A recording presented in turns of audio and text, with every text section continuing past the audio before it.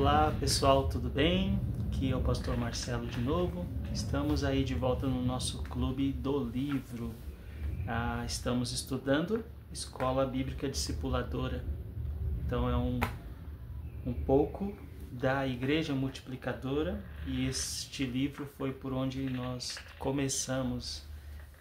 Tem uma sequência de livros dentro da Livraria de Missões Nacionais. Eu achei por bem, com base em algumas referências, ler e estudar primeiramente este aqui, para poder trazer para o nosso clube do livro e a gente criar aí uma conexão para juntos falarmos e aprendermos sobre Igreja Multiplicadora. Em especial, este livro aqui, ele trabalha muito sobre o RD. RD significa Relacionamento Discipulador. E hoje estou entrando aqui no capítulo 2. Enquanto eu leio, também vou dando algumas opiniões e pensando junto com vocês. E quero te encorajar a poder comentar aí nos vídeos sobre o que você tem achado deste tema e sobre de que forma você já tem pensado em fazer no seu dia a dia para desenvolver relacionamentos discipuladores e para poder abençoar vidas sendo uma testemunha de Jesus. No vídeo anterior, que foi o primeiro vídeo, e eu coloco aqui, já coloquei uma playlist justamente para seguir uma sequência sobre o tema. E no primeiro capítulo do livro fala sobre membros ou discípulos. Então, falei um pouco sobre isso, sobre entendermos que estamos na Igreja de Cristo mais do que para sermos consumidores do Evangelho. Somos testemunhas do Evangelho. Somos filhos de Deus que desejam testemunhar do amor de Deus ao mundo. E isto é a essência do Evangelho. É importante entender isso porque quando a gente fala o nome Igreja Multiplicadora, a gente já passa a ter um certo sentimento de separação, porque a gente pensa assim, é mais um projeto acontecendo diante de tantos projetos. Quando a gente vê muitos projetos de igrejas que já aconteceram, alguns terminaram, os outros não, os nomes eram diferentes, eram célula, meu discípulo amado, tantos nomes que existem de projetos. E PGM, quando a gente pensa sobre PGM também, a gente imagina assim, mais uma atividade. E na verdade nem precisava usar tantos termos. Eu vejo que a nossa maior preocupação como igreja deve ser a preocupação de viver essa essência, a essência do relacionamento discipulador, a essência de pequenos grupos multiplicadores, a essência de uma liderança que entendeu o que é andar e ser parecido com Jesus. Então, o termo em si, ele deve ser colocado aí como segundo lugar, o segundo não tem a mesma importância do que a essência bíblica, do que o conteúdo da palavra de Deus. E agora aqui entrando no capítulo 2, que é para gerar um pouco mais da nossa discussão do Clube do Livro, e se você pode e consegue adquirir este livro na Livraria de Missões Mundiais, missões nacionais, seria interessante você ter também. Entrando aqui no capítulo 2, a página 21, começa com a citação bíblica de Mateus 9, do 35 ao 38, que vai dizer assim: Jesus ia passando por todas as cidades e povoados, ensinando nas sinagogas, pregando as boas novas do reino e curando todas as enfermidades e doenças. Ao ver as multidões, teve compaixão delas, porque estavam aflitas e desamparadas, como ovelhas sem pastor. Então disse a seus discípulos: a seara é grande, mas os trabalhadores são poucos. Peçam, pois, ao Senhor da seara que envie trabalhadores para a sua seara. E aí começa o autor com um título Sementes da Multiplicação. Jesus olha para essas ovelhas como ovelhas que não têm pastor, estão aflitas, estão desamparadas. Eu gosto desse texto e não sei se vem ao caso talvez gastar um pouco demais de tempo nesse texto, mas Jesus percorria cidades e povoados, lugares pequenos e grandes, lugares grandes e pequenos. Ele também ensinava nas sinagogas, mostrando o seu amor por aqueles também que são de público religioso, porque às vezes a gente pensa que a nossa evangelização é apenas para aqueles que ainda não conhecem o Evangelho. Jesus também prega o Evangelho para aqueles que eram de um público religioso. Ele ia nas sinagogas. Ele fazia o quê? A essência é pregando as boas novas do reino. Também curando todas as enfermidades e doenças. E ao ver as multidões. E a pergunta que fica para nós também é: nós temos esse mesmo olhar de compaixão como o de Jesus, que vê as multidões? E ao ver as multidões, ele percebe, teve compaixão delas, diz o texto. A compaixão de Jesus é algo incrível. Além disto também, ele vê que essas pessoas estavam aflitas e desamparadas. Basta nós olharmos, seja nos jornais ou seja ao andar pelas ruas, nós vamos encontrar pessoas aflitas e desamparadas. Basta ter um olhar. Basta não olhar para nós mesmos e vamos perceber de pessoas aflitas e desamparadas em nossa volta. Aqui o autor ele cita o exemplo de uma colheita. Ele aborda um pouco o final desse versículo, dizendo que a seara é grande, mas os trabalhadores são poucos. Peçam, pois, ao Senhor da seara que envie trabalhadores para a sua seara. Aqui o texto está dizendo para nós sobre a importância do acolhimento. Então, o semeador é aquele que lança a semente. E também tem o ceifeiro, que é aquele que corta o trigo e que coloca num celeiro para a utilidade daquele trigo também. Então, isso é interessante, porque no papel do discipulado, a nossa vida deve ser de semear a palavra. Tem pernilongo aqui.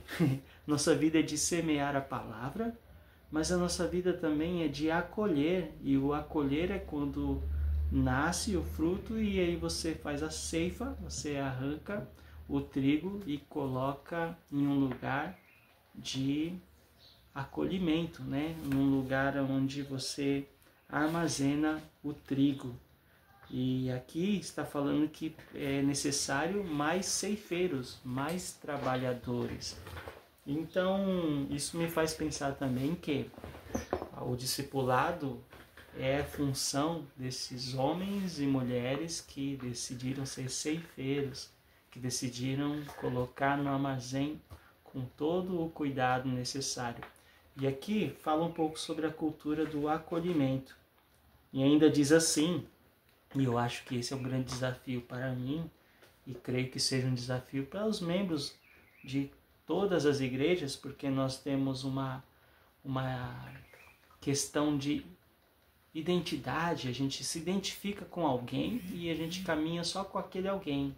Mas olha o que o texto fala aqui no página 21, o finalzinho. Membros com capacidade de acolher diferentes tipos de pessoas perto de si, e cuidar bem delas, ajudando no seu aperfeiçoamento. Então, a igreja multiplicadora ela existe quando há uma formação de membros com capacidade de acolher diferentes tipos de pessoas para perto de si e cuidar bem delas, ajudando-as no seu aperfeiçoamento. Há um destaque aqui dizendo: antes de alguém ser um líder, precisa aprender a acolher e cuidar. Acolhimento e cuidar de pessoas. Esse acolhimento acontece dentro do RD, dentro do relacionamento discipulador, que é você andar com alguém, E é um passo necessário andar com pessoas. E relacionamento discipulador tem a ver com andar com pessoas. E toda vez que a gente anda com pessoas, nós desfrutamos de sermos ceifeiros da ordem, ou nós vivemos a ordem de ser os ceifeiros. A seara é grande, o campo é grande e os campos estão brancos. Jesus mesmo usa essa expressão lá em João capítulo 4, quando tem aquela conversa com a samaritana. No final da conversa, os discípulos chegam e Jesus vai dizer para eles observar como o campo é grande, que está pronto para a colheita. Jesus então dá essa ilustração dos ceifeiros. E ele faz o seguinte, ele pede para que o Senhor da seara mande mais trabalhadores. Então, esses trabalhadores devem exercer a compaixão e graça, e esses trabalhadores devem entender que são frutos de oração, e também que devem orar. Líderes precisam orar por novas pessoas, orar por novas pessoas, e às vezes isso passa a ser uma função que fica apenas para com o pastor, que pede nova gente, que pede novos líderes. E na verdade Jesus diz para os discípulos aqui: peçam ao Senhor da seara que mande mais trabalhadores. A oração, ela é necessária para a missão. Ele é o Senhor da seara, e por ele ser o Senhor da seara, assim nós devemos agir para experimentar compaixão e graça, acolhendo pessoas e também exercendo a oração para que o Senhor mande mais obreiros ou mais trabalhadores. O texto me chama a atenção porque ele vai falar um pouco sobre isso também, sobre os frutos que são encharcados. Os nossos sonhos devem ser encharcados de oração. Você ao querer a multiplicação da tua igreja, do lugar onde você trabalha, você deve colocar isso em oração. É interessante porque muitas vezes nós somos mais estratégicos, eu vou usar essa expressão assim, mais administrativos em pensar: vamos colocar uma pessoa neste lugar para ele trabalhar e ganhar gente, nós vamos colocar outra pessoa em determinado lugar. Mas as palavras de Jesus peça ao Senhor da seara que mande mais trabalhadores. Pedir a Deus que mande pessoas que trabalhem para a obra dele. A pessoa, a pressa, o texto aqui há um destaque também: a pressa pode ser a maior inimiga da oração e do crescimento sustentável da igreja. Aqui entra numa parte do capítulo que fala sobre a semente do cuidado individual. E eu confesso para vocês, não é tão simples. No discurso, realmente, nós podemos aqui usar palavras e parece fácil esse discurso. Mas o cuidado individual com pessoas, ele exige muito do seu tempo, da sua caminhada de oração, da sua disposição, até que ponto nós estamos dispostos a andar com alguém, a amar alguém. E amar dá trabalho, mas ela deve ser feita, e aí surge para nós uma boa notícia. A notícia é que não precisa ter pressa, só precisa caminhar, só precisa não querer continuar da forma como está. Passe então a orar por alguém, passe então a ter nomes na sua lista de oração de pessoas que ainda não conhecem o Evangelho. E não precisa aumentar muito a sua lista para isso não se tornar pesado demais. Passe a orar por alguns e passe um tempo, depois ore por outros. Não que Deus não ouça todos os nomes que você tenha colocado, mas justamente para o seu próprio bem, para o seu próprio ritmo de ir fazendo uma coisa por vez, uma pessoa por vez sendo alcançada, evangelizada e tendo um cuidado individual. E no fim das contas, isso traz um resultado tão grande para a vida da igreja. Imagine se a sua igreja hoje, de repente, tem aí talvez 50, 60 membros, e se desses 60 membros, todos eles orassem por alguém, e todos eles convidassem alguém para o culto de domingo à noite, qual o número seria? O número seria muito maior de pessoas que estariam participando nos cultos. E melhor, se essas pessoas passam também a participar do tempo dos PGMs, o número de pessoas com certeza hão de crescer. Mas aqui, muito mais do que números, o que eu quero mesmo te encorajar, e esse livro traz essa proposta de relacionamento discipulador, quero eu te encorajar a ser essa pessoa que desenvolva relacionamentos que discipulam. Isso envolve você anotar o nome de alguém e passar a orar por ele. Por exemplo, você vê o senhor da farmácia toda semana. Você tem que passar por lá por algum motivo, você sabe o nome e você passa a orar por aquela pessoa. Na primeira, segunda semana, tão somente orando. Na terceira semana, você fala assim, você sabia que eu estou há 2 semanas orando por sua vida? E orando para que Deus possa continuar abençoando sua vida, o seu comércio.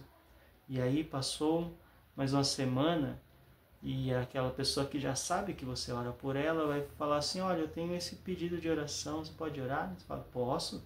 Vou orar por você sim, e você ora por aquela pessoa. Então você está criando um relacionamento discipulador. Até o ponto que a própria pessoa provavelmente vai perguntar, onde fica mesmo a sua igreja? Eu quero qualquer dia desse passar por lá. E tudo isso acontece sem pressa e sem pressão, principalmente. Porque a pressa, de certa forma, ela é até importante, porque nós queremos ver vidas sendo transformadas. E se a gente não tiver pressa, um pouco de pressa pelo menos, nós não vamos, ou melhor, nós vamos nos acomodar. Mas o que não pode existir em nós é a pressão de achar que sou eu a testemunha que vou conseguir converter alguém. Quem convence pessoas é o Espírito Santo de Deus. E esse capítulo 2 eu acho interessante porque ele nos leva novamente para um crescimento que é de oração e um crescimento também que é sustentável. É esse tipo de crescimento que nós almejamos. Um crescimento onde a pessoa chega, mas também há muitos líderes, muitos discípulos que podem recebê-la muito bem, que podem ajudar a cuidar. Porque se não há pessoas que ajudam no cuidado, fica muito difícil nós mantermos essa estrutura. Então é a mesma coisa, imagine se você, marido, chega e decide dizer assim para a sua esposa, olha, amanhã eu vou fazer uma festa para 200 pessoas aqui em casa. Com certeza a sua esposa vai ficar muito brava com você, porque de repente a sua casa cabe no máximo 10 ou 15. É você colocar dentro de uma estrutura um número que é muito maior do que o que você consegue comportar e cuidar. Então, é prudência. É prudente de nossa parte orar para que Deus mande pessoas, mas também orar para que as pessoas que estão consigam abraçar e cuidar. E como isso acontece? Organicamente, com um relacionamento discipulador. Isto pode acontecer organicamente com um discipulado, um relacionamento discipulador. Imagine você então sendo Agora, entendendo que não basta encher a igreja de pessoas, é necessário que as pessoas sejam cheias de Deus, cheios da presença de Deus, e que sejam acompanhadas por cristãos que tenham a maturidade para poder cuidar, acolher, abraçar e caminhar junto. Isso é tão bom. Isso é o que Jesus fez com os discípulos. Ele andou com os discípulos. Eu sei que não é tão simples. Nós vivemos uma dinâmica de trabalho, vivemos uma dinâmica de vida corrida, de muitas questões que resolvemos no nosso dia a dia, mas eu te convido a que você consiga, a partir de hoje, encaixar a sua rotina, a sua vida, mesmo que corrida, a uma missão. O pastor Esdras, se eu não me engano é Soranzo o sobrenome, ele fala muito sobre isso. Eu já escutei-o dizer que se você vai a um posto de gasolina, você não vai ao posto de gasolina encher o tanque. Você vai fazer amigos e, como consequência, coloca gasolina. Se você vai à farmácia buscar um remédio, você não vai buscar o remédio. Você vai fazer amigos e, como consequência, você precisa lá do seu remédio. E por aí vai, na padaria, a mesma coisa. Você não vai buscar pão. Você vai fazer amigos e aproveita para comprar o pão que você quer para o seu café da tarde. Eu te encorajo a lembrar que relacionamento discipulador não é tão simples, também não precisa ter pressa, mas é necessário se mover. E que você e eu consigamos isso. Eu, alguns dias atrás, estou fazendo o tratamento dos dentes e já estou enjoado de ter esse aparelho dos dentes. E aí eu estava pensando, eu não vejo a hora de acabar com isto. Só que aí também eu pensei sobre uma questão. Já fazem quase 2 anos que eu estou fazendo esse tratamento e até agora eu não falei para o dentista que está cuidando desses meus dentes, eu ainda não falei para ele de Jesus. Mas são 2 anos que eu estou ali. Então eu preciso aproveitar esse tempo que eu ainda tenho, ao invés de reclamar, porque realmente é chato ficar esse tempo todo, para quem não gosta como eu, é chato ficar esse tempo todo usando um aparelho, mas eu tenho praticamente todo mês uma oportunidade de compartilhar do amor de Deus para alguém e não faço. Isto é triste e isto não pode acontecer. Se você tem a oportunidade de desenvolver um relacionamento discipulador com alguém, não perca essa chance. E eu sei que isto é muito mais do que você apenas achar que é um vínculo de amizade, embora sim você deva ser amigável com as pessoas, mas é se lembrar de que você é testemunha do Evangelho por onde você passa. Que Deus te abençoe, te use. Esse é um pouco do capítulo 2 e eu quero que você coloque aí nos comentários também se você tem ou teve experiências com essa questão de desenvolver relacionamentos discipulador. E também me diga aí qual é o seu próximo compromisso de poder alcançar mais alguém, de anunciar o Evangelho para mais uma pessoa. Lembre-se que as multidões estão aí e elas estão sedentas e aflitas, como ovelhas que não têm pastor. E que você e eu, entendendo que o trabalho é grande e os trabalhadores são poucos, possamos orar. E que também possa dizer, aqui estou, Senhor. Usa a minha vida. É isso aí, te vejo no próximo vídeo. Um grande abraço, até mais.